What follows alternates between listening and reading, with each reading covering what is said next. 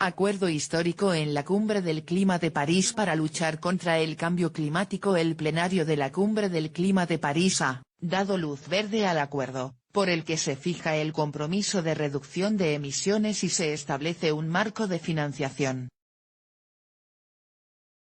Exactamente a las 19:26 horas del sábado se hizo historia en París.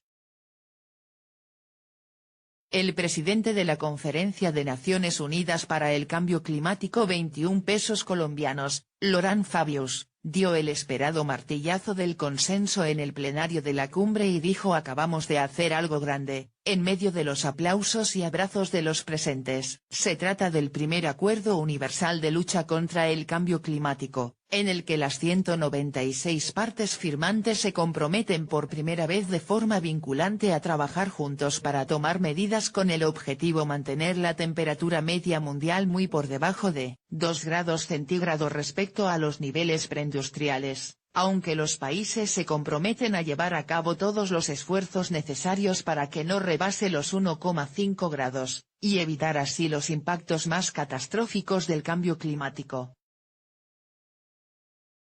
Después de 2 semanas de intensas negociaciones que se prolongaron hasta la madrugada, Fabius subió al estrado rodeado por el presidente francés François Hollande.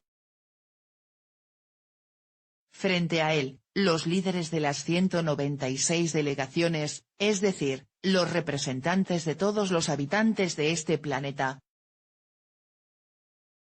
Estamos casi al final de nuestro camino, y sin duda, al inicio de un nuevo camino, comenzó diciendo Fabius.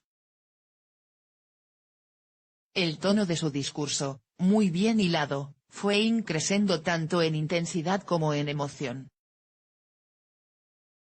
Poco a poco, fue desgranando los detalles del ya bautizado como Acuerdo de París, objetivos, mecanismos y retos.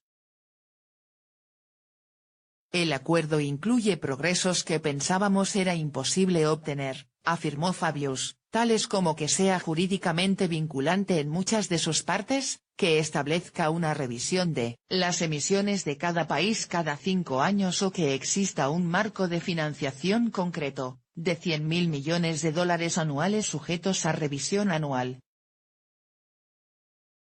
Si lamentablemente fracasáramos hoy, ¿cómo podríamos volver a alimentar la esperanza? La credibilidad del multilateralismo está en juego. El ministro de Asuntos Exteriores galo hizo referencia a la Cumbre de Copenhague en 2009, histórico fracaso de las negociaciones por el clima, y una especie de palabra tabú a lo largo de estas 2 semanas. De alguna forma, los presentes respiraron al oírlo, como si se hubiese perdido el miedo a nombrar a la bestia. Si lamentablemente fracasáramos hoy, ¿cómo podríamos volver a alimentar la esperanza? La credibilidad del multilateralismo está en juego, prosiguió el francés. Nuestros conciudadanos, nuestros hijos, no lo entenderían, no nos lo perdonarían. El día, histórico, tuvo emoción hasta el final. La reunión del Pleno que debía confirmar el Acuerdo de París se demoró 3 horas, devaluando fantásticamente el precio de la incertidumbre mediante la ley de oferta y demanda. Sencillamente, había demasiada. Primero, porque China se reunió con el llamado G77, nadie sabía si para tratar de bloquear la decisión o para adoptar una postura cordial. Más tarde, corrió por los pasillos y redes sociales el rumor de que Estados Unidos se oponía a uno de los apartados del artículo 4, sobre financiación a países en desarrollo. Ya a primera hora de la mañana, tanto desde la oficina de Fabius como de Naciones Unidas y la Comisión Europea se avanzaba el acuerdo, texto íntegro en inglés, PDF, en la Conferencia de Naciones Unidas sobre Cambio Climático. This is it. Final global *Climate Agreement will be unveiled at 11 horas elevadas a la 30ª potencia Z. *21 COP *y Ambition Coalition, Miguel Arias Cañete, @Mac-Europa, diciembre 12, 2015 en las salas de relajación de Le Bourget, llenas hasta el último cojín durante las últimas y frenéticas noches. El sábado por la mañana solo quedaba ya una solitaria periodista, que dormía asida a su cámara de fotos con el rostro hundido en el sofá marrón. Alrededor, los operarios desmontaban por la mañana los pabellones. Era como si la fiesta hubiese terminado y sin embargo, aún había que jugar en la prórroga. La noche anterior en la 21 pesos colombianos fue larga pero, según la BBC, cerca de las 3:40 de la madrugada se alcanzó el ansiado acuerdo. Otras fuentes, como The Guardian, hablan de las 6:45 de la mañana de hoy.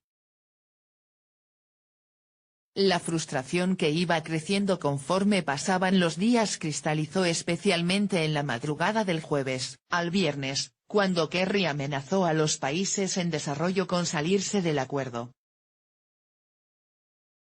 Podéis hacer que Estados Unidos salga de esto. Sacar de esto al mundo desarrollado. Recordad, la Tierra tiene un problema.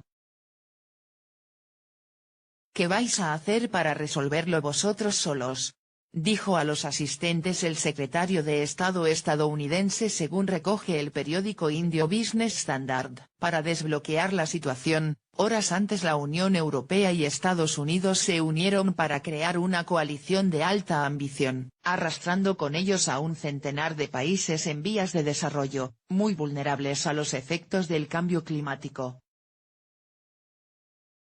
La estrategia de fondo era debilitar la estrategia de países como China, India o Arabia Saudí, que pese a su rol como grandes emisores de CO2 tradicionalmente han liderado a los países con menos ingresos.